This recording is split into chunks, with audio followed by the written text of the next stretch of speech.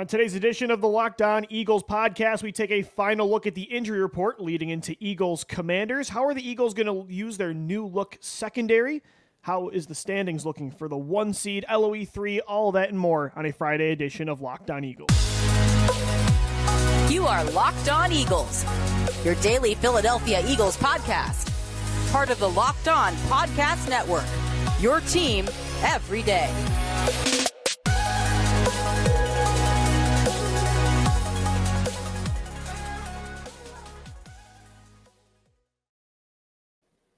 The Locked On Eagles podcast is brought to you by Prize Picks. Go to prizepicks.com/LockedOnNFL and use the promo code LockedOnNFL for a first deposit match up to $100. We thank you so much for making Locked On Eagles your first listen each and every day right here on the Locked On Podcast Network. I'm Louis DiBiase, joined as always by Gino Camilleri. One final show before Eagles Commanders this Sunday as the Eagles wrap up their division matchups against Washington. This one's in D.C. I imagine Eagles fans are going to be taking over that stadium as they usually do. Eagles pretty good favorites in this one, Gino. And you look at the injury report, over the last few weeks, it felt like your typical 2017 to 2020 Eagles, where it was just full of bodies that you need on both sides of the ball. But the last 2 days, it looks like things are getting a little bit back to normal. Everybody's starting to get healthy. Reed Blankenship a full go with that rib injury. The only guy it looked like wasn't really going to play was Bradley Roby in the slot.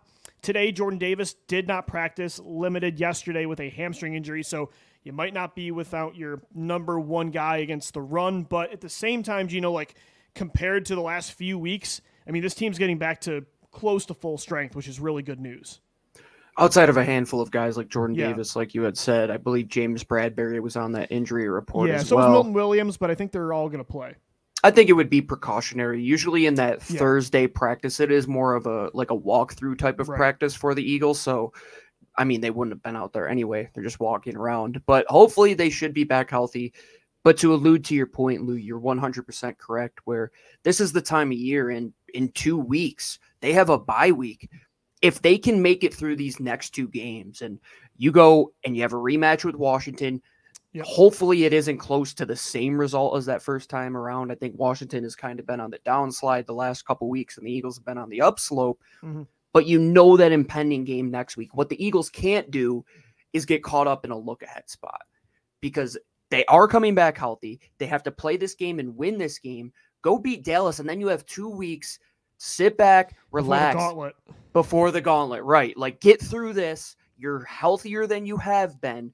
If you could get to week 10 and you have 95% of your roster a full go, and I'm assuming Bradley Roby will be healthy come post-bye, you're looking at a good stretch where you're going to have your best team to face the other best teams in the NFL to really see where you stand.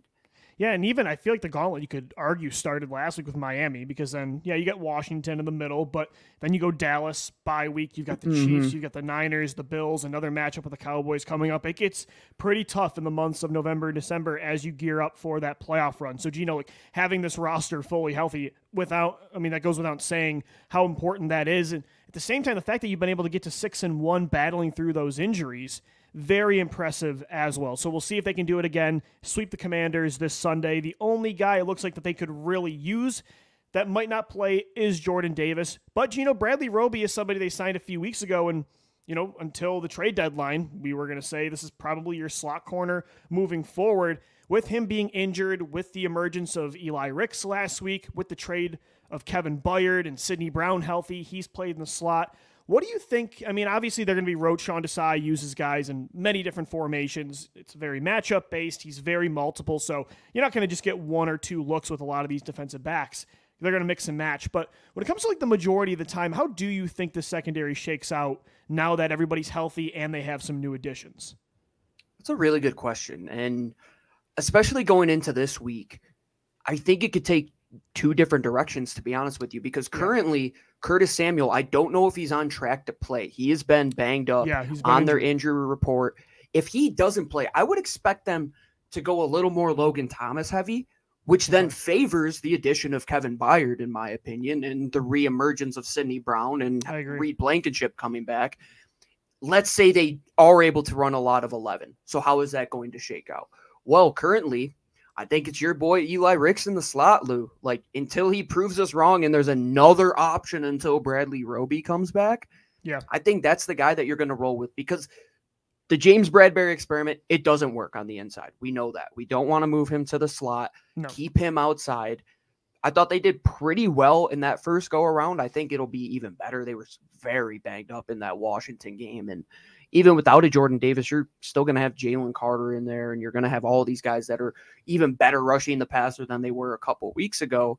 So win those matchups one-on-one. Take those guys, let them stay outside. Kevin Byard, Reed Blankenship, Sidney Brown, you guys are going to be responsible for that middle of the field. Take away the Logan Thomas. Take away any of those quick-hitting mesh-type routes. And having those three over a Justin Evans and a Terrell Edmonds, huge. I love it, Lou. I love it. You're going to have so much rangy athleticism to where even if those guys do get the ball in space, I think you're going to be able to cover on the back end much better than you have. And I want to ask you one thing, Lou. Coming into this season, we said, what is the one guy that the Eagles defense can not afford to lose? They lost Nakobe Dean. Is there truly a guy on the defense that they can lose and it's like, oh, this is the end all be all? Or are they pretty good at battling through adversity like we've seen? Yeah, I think we might have said it was Nakobe Dean, but then you see the way Morrow and Cunningham have played this year. I think they're fine without Dean. Mm-hmm. It might have been Avonte Maddox. Me and you said that in the summer, but even now, I know, I mean, you mentioned my guy, Eli Ricks. Like, he's slowly becoming my new Rasul Douglas, where I think he's going to be a stud, and I think that would be the player that plays in the slot moving forward. But I like that you kind of mentioned that could be based on matchups. If a team plays a lot more 12 personnel, maybe you want Reed Blankenship, Kevin Byard, Sidney Brown coming down a little bit more. That's the cool thing is all three of those safeties, I like, you can mix and match. I mean, most of the time I'd probably predict Byard and Blankenship are your two safeties. Like if you're playing cover two, a lot of the time they're playing deep. Sidney Brown, though, I mean, somebody you can crash downhill. He can play in the slot. He can run fit as that slot guy. But so can Byard. So can Blankenship. He's a really good tackler. So I don't know. Yeah, it's not as black and white as this guy's going to be here, this guy's going to be here. It's going to be very matchup based. They're going to rotate through, and they just have so many versatile pieces now, and I think that's just such a good problem to have. I'm very fascinated to see, though, how Desai uses these guys, because Gannon, I feel like, would be like, you're here, you're here, you're here, and that's it, right? Whereas with Desai, it's like, no, it's going to be pick your poison, and it's going to probably change every single week, which is exciting. I think the one area where he was kind of in a one hand tied behind his back was how they run the cover six is they run quarter, half. So the guy that is responsible for the half field has to be a pretty rangy type of safety.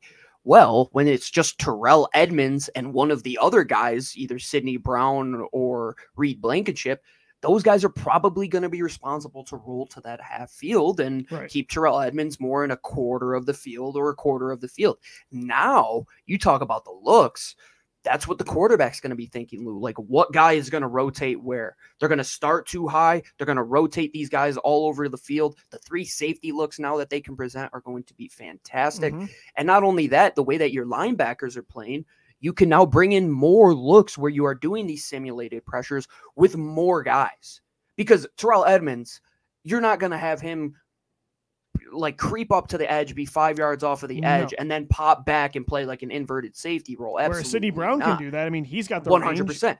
Yeah, he did that at Illinois his whole career. That's what he did. He played man coverage at Illinois from the entirety of his career there. So I love what they have now in terms of athleticism on the back end. And this is a game where you're going against some wide receivers that have given you fits in those areas. So let's see how you respond. Fits a month ago, Gino. That was the last game. It really felt like the secondary was in trouble, and then they started to turn things around. But Sam Howell in that passing attack, they had a lot of success against the secondary. Without a doubt. I mean, you go to overtime. Why? Because you couldn't make that stop at the end of the game because your secondary got beat. And Washington probably should have won. The only reason Washington, I think, didn't win is because they decided not to go for two. Yeah, Ron Rivera really kicked his team in the rear end there, but the Eagles were on their heels, man, and they hunkered in last week. What a performance against the Dolphins with still a secondary that you did not have, Reed Blankenship. Now you got all those guys. What a feeling, Lou, to just be able to sit back and say, no matter what, you're not going to have a situation where Mario Goodrich is being trotted out there, or Mekhi Gardner. It's crazy the difference a few weeks makes, man. It is, and that's why Howie Roseman is great. He knew what the issue was. He knew safety was going to be a burden. Let's lift that burden and just make Sean Desai, who wants to run a defense which is predicated on setting the coverage first and then the front. he was hamstrung, man. He was having to set the front and say, you guys go do it, and I'll try and figure out things on the back end. Now it's like, okay, the back end set, the front, you guys just go be free, like Josh Sweat said in that press conference last week. Absolutely. And the Eagles got through that injury wave to 6-1. They are the number 1 seed in the NFC. And Gino, they have an opportunity to build a little bit of a cushion in this 1 seed race. We'll get into that coming up next right here on the Locked On Eagles podcast. And today's show is sponsored by FanDuel. Snap into the action this NFL season with FanDuel, America's #1 sportsbook. Right now, new customers get $200 back in bonus bets guaranteed when you place a $5 bet. That's easy. All you got to do is take Jalen Hurts anytime rushing touchdown. You're going to win it every single time. Or take A.J. Brown the over on receiving yards. That's $200 in bonus bets. Win or lose, but if you bet on the Eagles, you're going to win. If you've been thinking about joining FanDuel, there's no better time to get in on the action. The app is so easy. There's a wide range of betting options, including spreads, player props, the over-unders, all that and more. Visit FanDuel.com/lockedon and kick off the NFL season. FanDuel, the official partner of the NFL and the Locked On Podcast Network. We thank you so much for making Locked On Eagles your first listen each and every day. Guys, football season, we're halfway through the year already almost, which is crazy to say. Locked On, we are kicking up our coverage with Locked On NFL Kickoff Live. Each Friday, Locked On will go live at 2 p.m. Eastern Time on every Locked On NFL YouTube channel, including our own host, Tanitra Batiste, Jarvis Davis, Kyle Krabs. They'll break down every game on the NFL slate to get you ready for your team's matchup, your fantasy lineups, your betting angles, and more. Plus, get the in-depth local analysis from our stable of NFL hosts. Find Locked On NFL Kickoff Live every Friday at 2 p.m. Eastern Time on any Locked On NFL YouTube channel. So, Gino, the Eagles got back into the win column in a huge way Sunday night with a big win over the Miami Dolphins. They're 6-1. As you mentioned, the bye week coming up in a few weeks. You've got one of your, I don't want to say it's an easy matchup because you should have lost to them last game at home, but one of your games where you're clearly a heavy favorite this Sunday against the Washington Commanders. Then you got the Dallas Cowboys, then a bye week, then comes the gauntlet with the Chiefs, Bills, Niners, another matchup with Dallas. So things are going to get tougher, but man, you couldn't really ask for, and they should be 7-0 because you would want that win against the Jets back. But if you would have told me and you in August that this team would be 6-1 and have a potential opportunity to go to 7-1 before that gauntlet does come up, I mean, we would take that 10 times out of 10. I mean, they have really done a great job of overcoming adversity, getting wins even when they haven't been playing their best football. And that goes so far in this race for the 1 seed. Because also, the Niners have lost 2 straight. Brock Purdy's hurt. Sounds like Sam Darnold's going to start this weekend. Detroit, I mean, they've looked good, and then they kind of got humbled against the Baltimore Ravens. So you look at just the NFC landscape, nobody really scares you. San Francisco's kind of taking a step back, and you're racking up wins. Like right now, it feels really good, the position the Eagles are in this conference, and we know how important the 1 seed is. Every time the Eagles get to the 1 seed, it feels like they get to the Super Bowl. Boy, did they get lucky tripping up in a matchup that, in the grand scheme of things, doesn't really hurt you in terms of ranking. I mean, and San it's Francisco an was AFC undefeated opponent at the time, Gino, and they looked incredible, and they've dropped 2 straight since that Jets game. The way the Eagles are playing, it's very inspiring because there's so much outside noise. Like Good Morning Football talking about how the Eagles are winning is not sustainable. What are we talking about? Jalen Hurts has only lost 3 regular season. What is not sustainable about being able to choke the clock against the Miami Dolphins team? Line play doesn't get the job done. That doesn't normally lead. It's never worked in the National Football League ever. Yeah, and being able to throw it, being able to run it, being able to take away the run, being able to take away the pass. I mean, what are the Eagles doing that is not sustainable? It's a fluke. It's a gimmick. A point. They're playing. It's like the Dolphins fire. Wildcat offense of 2008. It can't last. It can't. I mean, all the talking points and what is the talking point in the building? Keep the main thing the main thing. And one thing that Jalen Hurts is really good at, and I mean, this is experience from playing at Alabama, right? Like Oklahoma, the first 2 weeks of the season where you're playing an inferior opponent and then you got to go play an SEC opponent the next week. Kind of feels like that right now with Washington. Even though you played them close, it's like the trajectory of these 2 teams, it's no longer the same. Like we were saying, Washington could be a wild card team. I'm thinking they're going to be a top 5-6 pick at this point if they continue to play this way. But the Eagles can't trip up on that. They have to know what this means. I always say, and we will always say, it's a 2-game swing with these NFC East wins, man. Let's say Dallas continues to go, and let's say they finish 4-2 in the division. You finish 5-1, you slip up one time down the road. Well, you can't slip up twice and tie them because that could inevitably be a tiebreaker in the NFC. Could be a like-minded opponent with San Fran. These are the games you can't afford to lose. AFC opponents, that's fine. Those are the games that they don't really matter. It's just really a test of where you're going to stand in the grand scheme of things. If you would have lost to Miami, was it the end of the world? No, but you feel good right now. What's going to feel even better is winning this game, going and beating Dallas, and going into the bye week 8-1, Lou. That's going to be a great outcome. And you talk about this gauntlet, Lou. 2 of the 3 teams, or 2 of the 5 teams, rather, are in the AFC.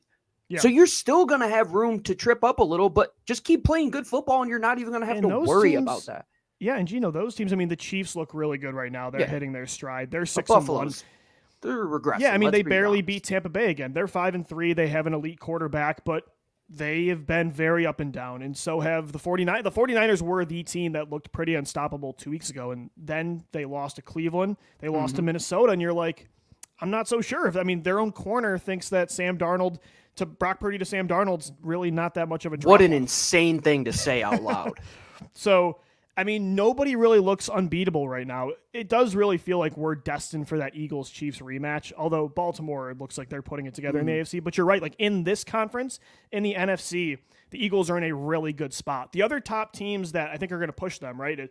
The Niners, of course. We mentioned the Lions, a team like Seattle. So actually, the Eagles can really build a cushion these next 2 weeks. If Seattle, Detroit, and San Francisco, who have some pretty tough matchups these next 2 weeks. If the Seahawks lose one of their games against Cleveland or Baltimore, Detroit loses one against Vegas or the Chargers, and the 49ers lose one of their games against the Bengals and the Jaguars, which are all very likely. That's tough stretch for those that two. Crazy. And if the Eagles can beat Washington and Dallas, heading into the bye week, they'd almost have a 3-game lead in the NFC.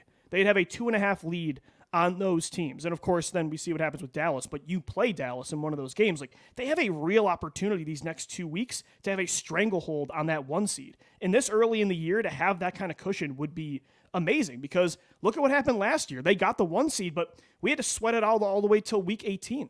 And this year, you might, which is crazy to say, because last year it felt like they were just coasting through the regular season. This year, it's like it might be easier to get that 1 seed.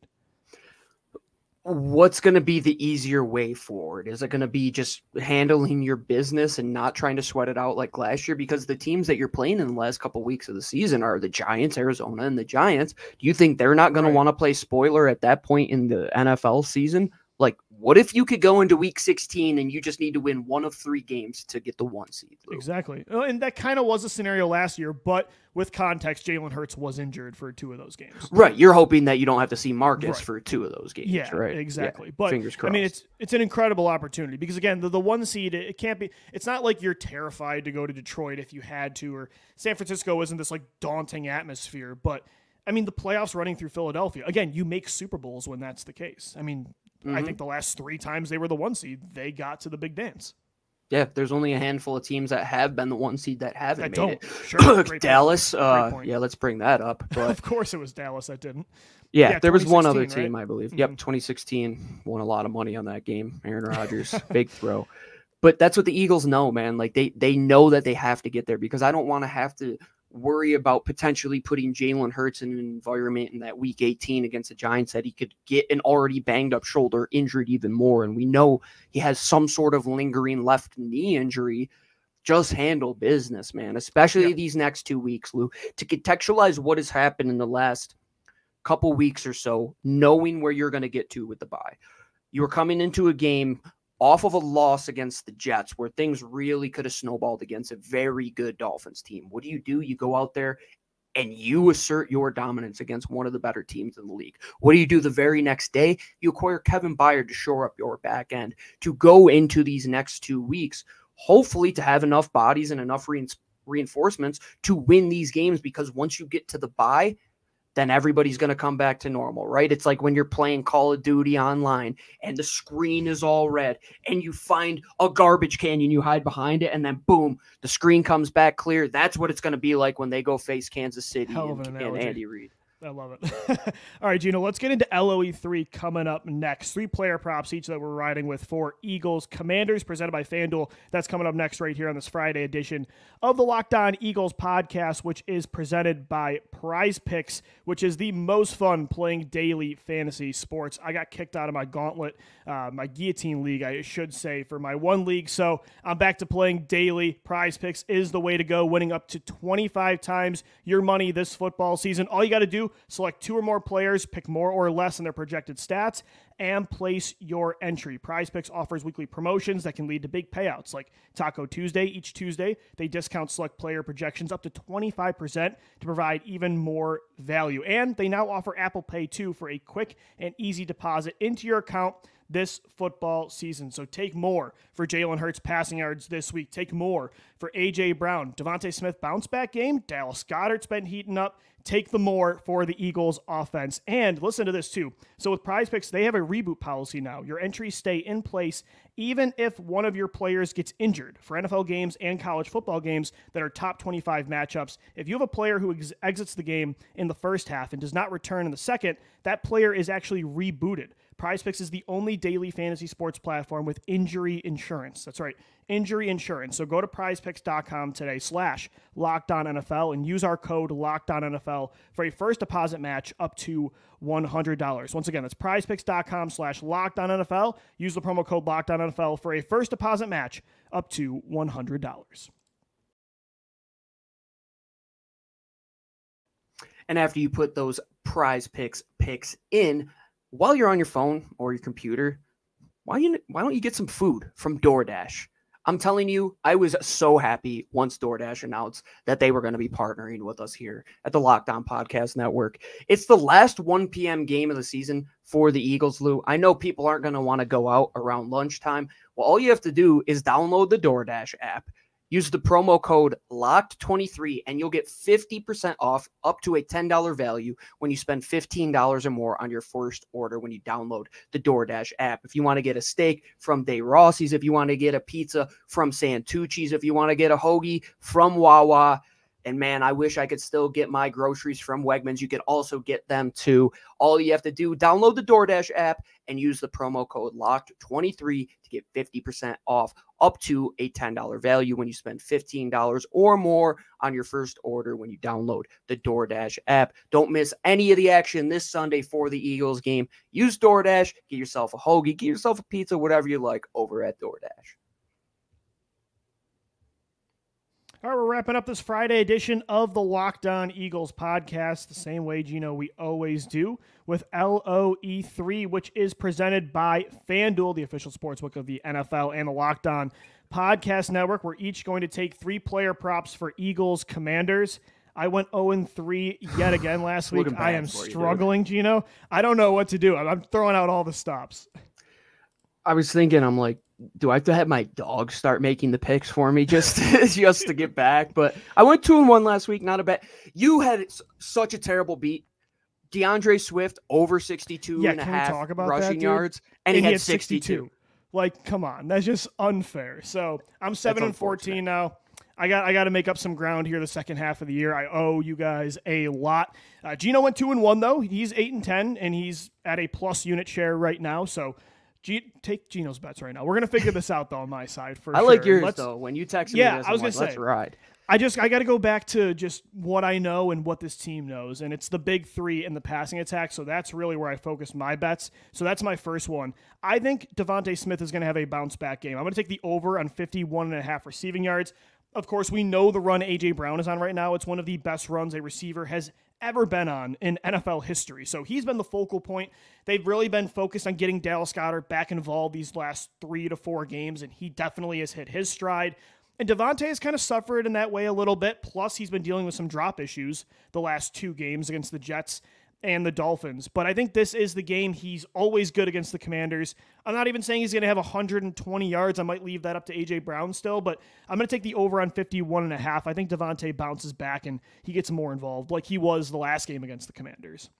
like Boston Scott against the Giants, Devontae Smith against Washington. It's just like one of those things that always hits. He always has an incredible Randy Moss one big like Moss catch every time. Yeah, right. It's bound to happen, and I like the matchups with all of the corners that they have. I think he matches up well with Fuller, St. Juste, and then Emmanuel Forbes. I think all of these guys match up well, and I think pass heavy is the approach you take against Washington. Man, just continue to chuck this rock. I agree, and that's where you're going with your first bet. Jalen Hurts, the over 245.5 passing yards at -114. He's on fire in the air. I think they're going to, especially with being banged up, want to get that ball out of his hand quickly. I think they did a good job of opening up some pitch and catch, just quick mesh hitters that he could get those yards after the catch, and he's still going to have one of those A.J. Brown type of bombs that he had last week, or the Devontae Smith along the sideline when he's escaping to his left for 25 yards. Those are going to happen. And this is the game where I think you just do pick up where you left off last week against Miami. Yeah. No, I agree. And pick up where you left off last time you played Washington, as you mentioned. I think this is a mismatch for these weapons and the passing game against that Washington secondary. So, Gino, I'm going to keep going with the big three. A.J. Brown, I'm taking the over 89.5 receiving yards at -114. He has an opportunity to do something nobody has ever done in the NFL, which is have 6 straight games of 125 yards or more. He's tied with Calvin Johnson. That streak is at 5 right now. I mean, how cool is that real quick, man? Like, to see an Eagles receiver on one of, if not the best runs in NFL history, and he's an Eagle. Like that, I mean, I would love to show 2020 Lou and Gino that stat. I was going to say, do you remember that season in 2020 where not a single wide receiver had above 500 receiving 2019, yards? Man. Just, and now, like... Was that 2019? 2019, yeah. Yeah, 6 but half a dozen. 2020, they weren't even sniffing that. So it was a long stretch of bad receiver play, and the Eagles are far removed from that. So, yeah, I don't know if he's going to break that record. I hope he does. But I'm going to take the over on 89.5 for sure. I mean, he made Emmanuel Forbes his kid last time. It was unbelievable. Mega John, man. Mega John. He's going to break it. I feel Is that going to stick? Is that nickname sticking? I like it, dude. I think it's catchy. Mega John. And I think we deserve it, too, because we watched Eric Rowe get dunked on by Calvin Johnson on Thanksgiving while we all had to choke down our dry turkey against Detroit. We deserve Mega John. Watching Mark Sanchez on the other side not be able to score. Yeah, what a time to be alive for sure. And we're moving on to greener pastures. You're going to take another Jalen Hurts bet here. The over on 38.5 as his longest pass. Love that. This team, even when they're turning the ball over, even early in the year, Gino, when they were struggling to find consistency with the passing game, one thing they always had was the explosive play. That Minnesota game, right? Nothing's working. Boom. Devontae Smith, 60-plus yard reception. So I really like this one for sure. Jalen's always looking to take at least a shot or two in these games. And this isn't a New England defense that tries to take away the explosives. Like, they're going to get plenty of man situations where 38.5, Lou. Like, I saw this number and I audibly laughed. I'm like, this guy's hit 50-plus yard bombs every single week, it feels. I mean, that one to A.J. Brown. Number? Yeah, I mean, it makes no sense unless Washington is really going to change their game plan and want to keep things in front of them, which at the same time I don't see happening. Like, one of these guys is going to get open. Yeah, and even if they change their game plan, look at the kind of long receptions Devontae Smith has had against this team. A lot of every single time. Contested catches. I mean, his last big one was in double coverage. So, yeah, they still have a chance to make that play, even if Washington really does adjust. My final bet here, again, riding with the big three. I'm hammering the over on Smith, Brown, and Goddard for receiving yards. Maybe you even want to bundle this all into a parlay. You choose there. But Dallas Goedert, I'm taking the over on 42.5 receiving yards. He's really been heating up, Gino, the last month, and I think that continues. I saw the parlay odds, and I'm like, a little over plus 400. I don't mind that one at all. Yeah, maybe do that. And if Jalen Hurts is going to hit my over of plus 245, let's just do the math real quick. You talk about 50 from Devontae, get 140 with AJ, 180. Yeah, he's going to have to go. Who else is he going to go through and get those numbers? Like, all of those guys are going to have to go over. Yeah, and then it leads us right into your final bet, which is the over on 17.5 receiving yards for DeAndre Swift. So Jalen Hurts' top 4 targets, me and you were saying the over on yardage this week, and I like that a lot. I don't know when the market is going to reset on this DeAndre Swift over. Like A.J. Brown, the market is reset, right? It's 89.5. This is almost like they're treating it like Miles Sanders. I can't tell you how many times last year I lost on the over Miles Sanders receiving bets because it was like 8.5 receiving yards, and they're almost treating Swift like that. But if you look at the way they're using him the last 3 games, like he's catching the ball.